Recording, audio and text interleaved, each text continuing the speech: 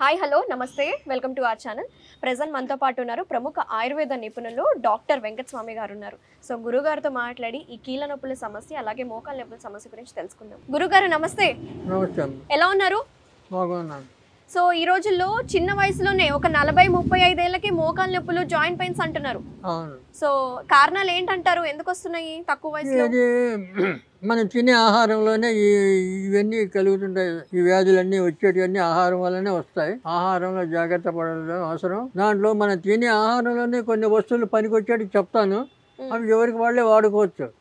మెంతులు, ఓమం, తర్వాత శొంఠి మూడు సమానంగా పౌడర్ చేసి అంటే చూర్ణం చేసి ఆ చూర్ణాన్ని పొద్దున సాయంత్రం వెన్న గాని తేనె గాని నెయ్యి గాని దేంతోనే కలిపి తినదు. అట్లా తింటే ఒక నెల 2 నెలలు తింటే నొప్పులు గిప్పులు మామూలు అయిపోతాయి. ఏం కాదు. మరి దీర్ఘకాలిక నొప్పులు అంటారు కదా, ఎన్నో సంవత్సరాల నుంచి అన్ని పోతాయి శరీరం మీద వచ్చే నొప్పులన్నీ. తర్వాత వాతం అనేది ఉంటుంది. ఆ వాతంతో వచ్చే నొప్పులు వేరే ఉంటాయి. అవి ఎలా ఉంటాయి? లక్షణాలు ఎలా ఉంటాయి? ఆ నొప్పులు కూడా పోతాయి. ఏ నొప్పులున్నా పోతాయి. మీరు గృహ చిట్కాలు ఆయుర్వేదంలో మీరు చాలా నైపుణ్యం కలవారు కదా. గృహ చిట్కాలతో తక్కువ ఖర్చులోనే ఎంతో మందికి వైద్యం అందిస్తూ ఉంటారు. సో వంటింటే వైద్యశాల అని చెప్పుకుంటే చాలా మందికి ఇస్తాం కదా. అవును. సో మోకాలు వస్తువులే చెప్తాం, మీరే వాడుకోపోండి చెప్తాం, మేము కూడా ఇయ్యం. ఓకే. మోకాలు చుట్టూ వాపు ఉంటే అప్పుడేం చేయాలి? వావింటి ఆకు అని ఉంటుంది. వావింటి ఆకు ఎంత చెట్టు ఉంటుంది.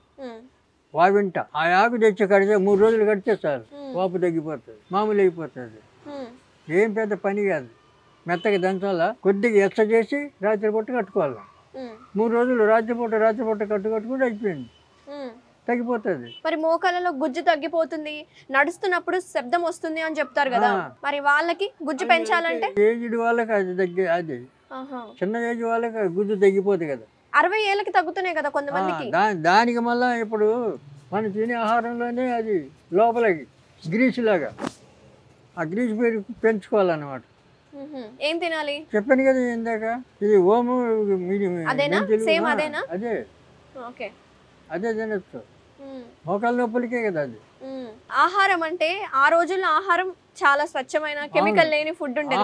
అంటే ఇప్పుడు ఆయుర్వేదం ఏం చెప్తారంటే 2 సార్లు భోజనం చేయాలా, ఒకసారి టిఫిన్ ఏదైనా పలహారం అంటారు. అట్లా పొద్దున మధ్యాహ్నం రాత్రి ఈ రకంగా అలవాటు ఉండాల. ఇప్పుడు చాలా మంది ఈ టైం పాటించడం లేదు. ఎందుకంటే టైం సరిపోతలేదు వాళ్ళకి. ఈ మెకానికల్ లైఫ్ కదా. అక్కడ పరిగెత్తాం ఇక్కడ పరిగెత్తాం, తెల్లవారు లేవగానే కొంతమంది స్నానం కూడా చేయకుండా పరిగెత్తుంటారు. ఇలాంటి అలవాట్ల వల్ల ఇప్పుడు అవన్నీ కట్టడి చేయలేం కదా.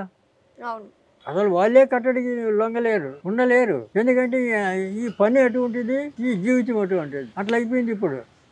ఈ సిస్టమేటిక్ గా నడవడం లేదు ఇప్పుడు జీవితం, ఇష్టానుసారం. ఇప్పుడు ఒకడు అర్ధరాత్రికి వచ్చి పడుకుంటాడు, రాత్రికి వచ్చి పడుకుంటాడు, ఒకడు తాగుడు, ఇవన్నీ ఉన్నాయి కదా. తర్వాత అర్ధరాత్రి అప్పుడు బిర్యానీ తింటాడు, తాగుతాడు. ఇవన్నీ ఆరోగ్యం చెడగొట్టేదే కదా. కాబట్టి ఇవన్నీ మామూలుగా ఉంటే మనం సాత్విక ఆహారం తీసుకుంటే ఆయుష్ పెరుగుతుంది, అనారోగ్యం కాదు, ఆరోగ్యం బాగుంటుంది. చాలా మంది ఎన్నో బ్యూటీ పార్లర్లను పెట్టారు, ఏం సంపాదించారు, దానికి ఏం లేదు. గుగ్గిలం, ఆ గుగ్గిలం నువ్వుల నూనె బాగా పొయ్యి మీద పెట్టి వెచ్చ చేయాలి.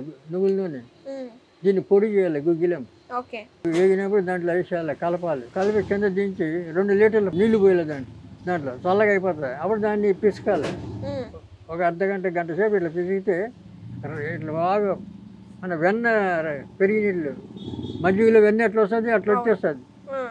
దాన్ని నవనీతం అంటాం ఆయుర్వేదంలో.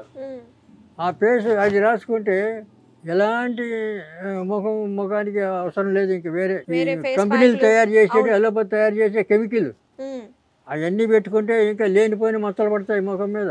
అవన్నీ అవసరం లేదు. ఇప్పుడు మేము ఏమి రాసుకోం కదా. మేము అది ఉన్న శరీరాన్ని ఉన్నట్లు ఉంచితే పర్వాలేదు.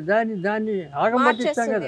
అవి రాసి ఇలాంటి అలవాట్లు తగ్గించుకుంటే ఆరోగ్యం బాగుంటుంది, ముఖం బాగుంటుంది. ముఖం ఎక్కడ పోతుంది? కాబట్టి గుగ్గిలం అది క్రీమ్ చేసుకోవచ్చు. క్రీమ్ అది ఎప్పటికైనా ఉంటుంది. నువ్వు ఒకసారి చేసి పెట్టుకుంటే రోజు పొద్దున్నే స్నో రాసుకుని బయట పోవచ్చు, కనపడదు.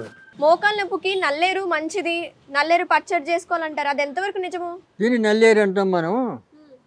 ఇది ఎంతో మెత్తగా ఉంటుంది. ఇప్పుడు చాలామంది ఏమంటారు, ఏమిరా అట్లా నడుస్తున్నావు నల్లేరి మీద నడకలాగా అంటారు సామెత. అట్లా అంత మెత్తగా ఉండేది. దీన్ని వజ్రవల్లి అంటారు సాంస్క్రిట్లో, అంటే వజ్రంతో సమానం. దీన్ని 1 సంవత్సరం ఏడాది పాటు తింటే చూర్ణం చేసి ఈ మన శరీరంలో ఉన్న ఎముకలు వజ్రాలాగా తయారవుతాయి.